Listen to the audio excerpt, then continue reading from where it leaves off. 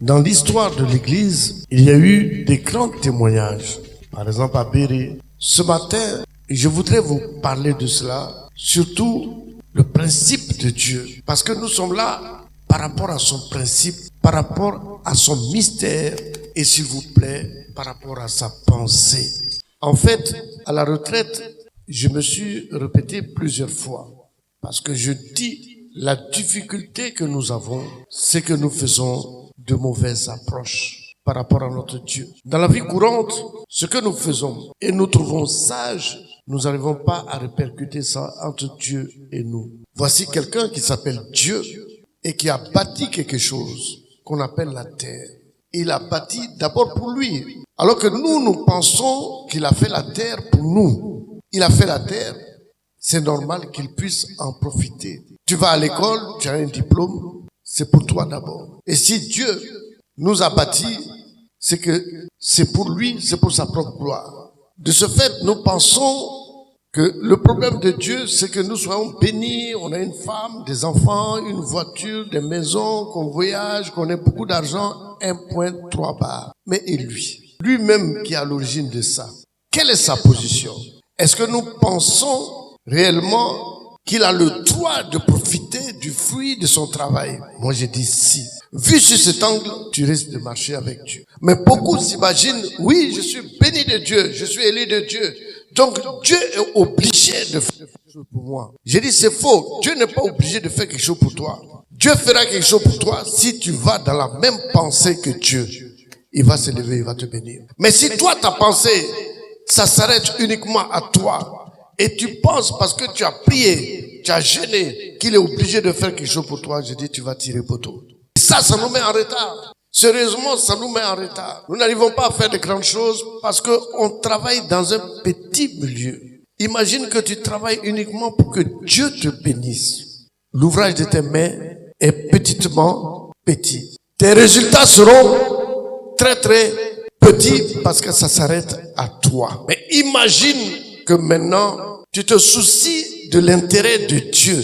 Imagine ça. Dieu, c'est l'univers tout entier. Dieu, c'est la grandeur. Et pour le satisfaire, tu es obligé d'avoir un excellent témoignage parce qu'il va te donner sans mesure pour que lui-même puisse recevoir.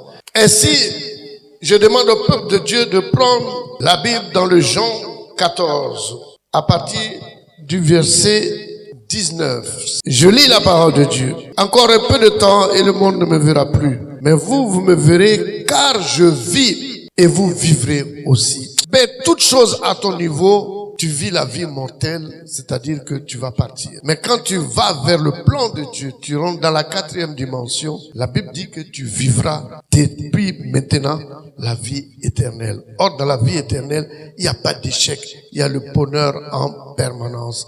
Et je te l'accorde au nom de Jésus. Cette année-là, tu vas décoller. Alléluia. Ton avion va décoller. Il y a des personnes ici qui ont des soucis. Il y a des personnes ici qui sont désappointées. Il y a des personnes ici qui sont découragées. Mais il y a une chose qui est sûre et certaine. Si tu sais que maintenant tu vas quitter les petites choses pour aller vers les grandes choses, c'est-à-dire te diriger vers Dieu, quand tu vas t'élever, tu vas acclamer. Les démons tombent un à un. Bien-aimé, petit objectif, petit résultat et petite vision. Grand objectif, grande vision et grand résultat. C'est à toi de choisir. Et moi, je sais que tu vas choisir le grand résultat. Il y a des choses que tu vas faire. Il y a des résultats que tu vas avoir. Et ces résultats sont terriblement terribles. Le président des hommes est passé avec une parabole. Et il a dit qu'à la fin, il faudrait que vous touchiez la connaissance et que vous puissiez lui dire de quoi il s'agit. Quelque chose qui est grand, le résultat est petit. Et quelque chose qui est petit, le résultat devient grand. Tout dépend de l'outil que tu utilises, du canal que tu utilises. Si aujourd'hui, tu as un petit terrain, que Dieu vient sur ce terrain, les résultats seront fabuleux. Et moi, je demande à Dieu que cette année-là, tes résultats soient fabuleux. Ça dépasse ta maison, ça dépasse ton pays, ça dépasse la Côte d'Ivoire. Alléluia. Parce que ta vision est grande. Celui-là même qui prend soin et souci de tombe dans une grande vision. Vous voyez, ici, il dit, En ce jour, vous connaîtrez que je suis en mon Père et que vous êtes en moi. C'est un mystère. Et que je suis en vous. Mais il a dit, celui qui a mes commandements et qui les garde, c'est celui qui m'aime. Et celui qui m'aime sera aimé de mon Père. Je l'aimerai et je me ferai connaître à lui. En fait, si quelqu'un connaît le président de la République, il est vraiment béni. Et si quelqu'un garde la pensée d'un roi ou d'un président de la République, il est déjà béni.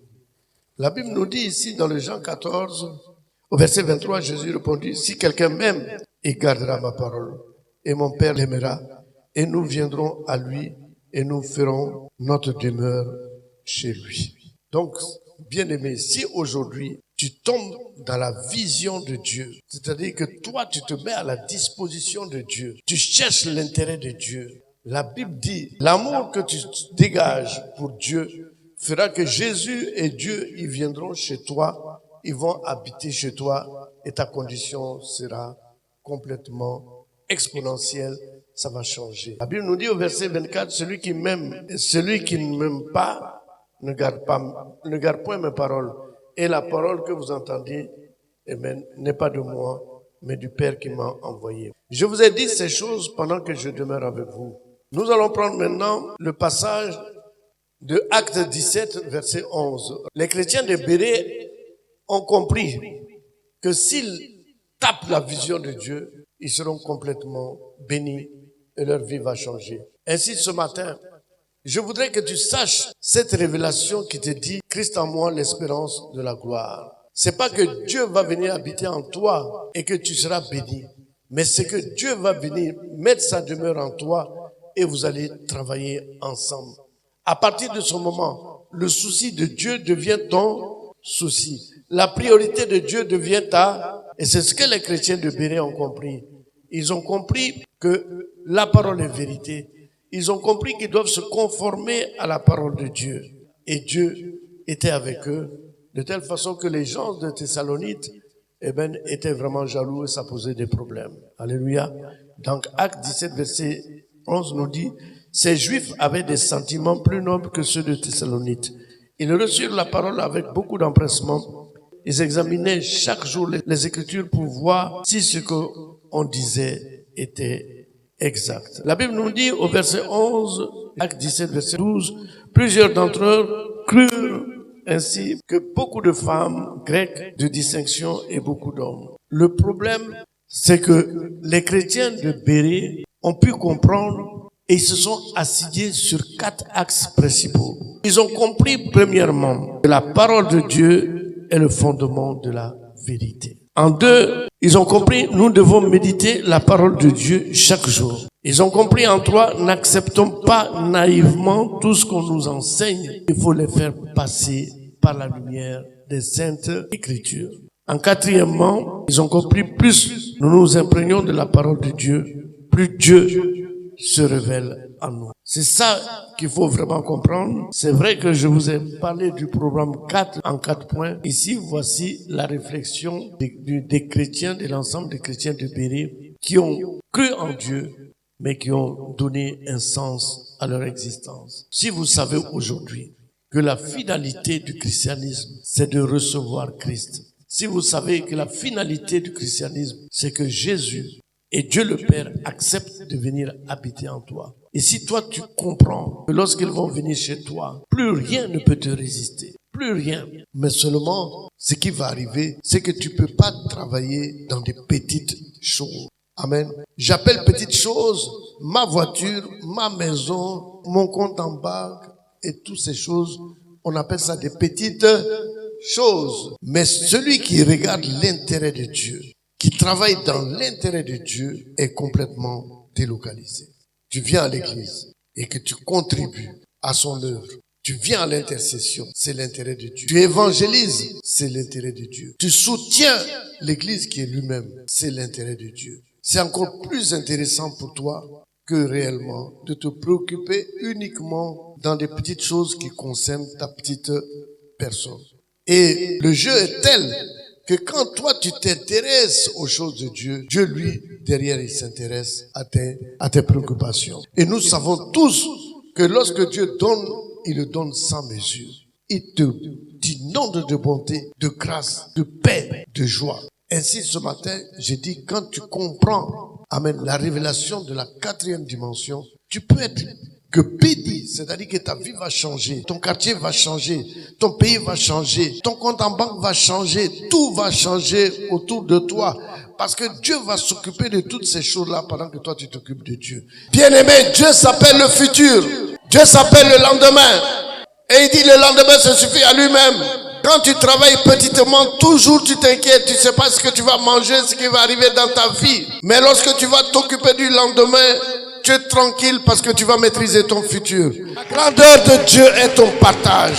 L'opulence de Dieu est ton partage. Lorsque tu vas marcher, tout le monde va se retourner parce que toi, tu n'es pas comme les autres. Tu as compris qu'il faut t'occuper de Dieu, que tu dois aller vers les grandes choses, Dieu, et que tu dois t'occuper du futur.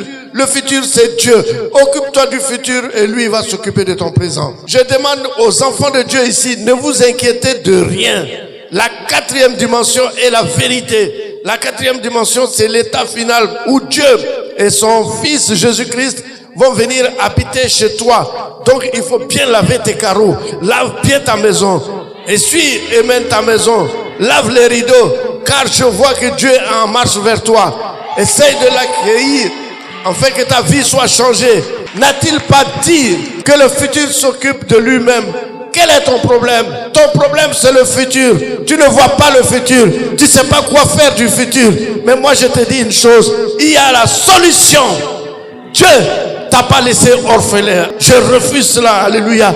Toutes les révélations sont ici dans la Bible. Amen. Si tu as la grâce de Dieu, que Dieu te révèle ce qui est important, tu es déjà sauvé. Je déclare que tu es sauvé. Je déclare que tu es sauvé. Toi, ta bénédiction, c'est une voiture. Mais la bénédiction de Dieu, c'est 100 voitures qui vont descendre sur toi. Alléluia. C'est des voyages qui vont descendre sur toi. Alléluia. Des voyages et des voyages. C'est la grandeur qui sera ton partage. Amen. C'est ton nom qui sera connu aux États-Unis. Ton nom sera connu en France. Ton nom sera connu en Afrique du Sud. Lève-toi, acclame ton Dieu. Parce que ces choses vont arriver. Et ce Dieu-là, qui s'appelle le futur, va se manifester dans sa vie. Il va se manifester. Je dis bien, il va se manifester. Il s'appelle l'éternel. Il s'appelle le temps. Il s'appelle le futur. Il va se manifester. Si tu choisis le futur, tu es sauvé. Tu es complètement sauvé. Ta grandeur est signée. Et Dieu a donné l'approbation de ta grandeur.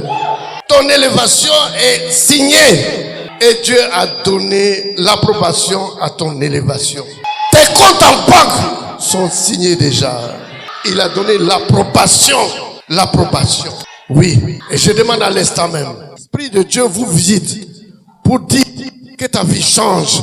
Ta vie change. Ta vie sera élevée. Ta vie est élevée. Je te dis, plus jamais on se moquera de toi. Jamais, c'est fini. C'était hier, c'était aujourd'hui, mais demain, c'est dangereux pour le diable. Plus jamais tu connaîtras l'échec. Parce que je te dis aujourd'hui, tu es image et ressemblance de Dieu.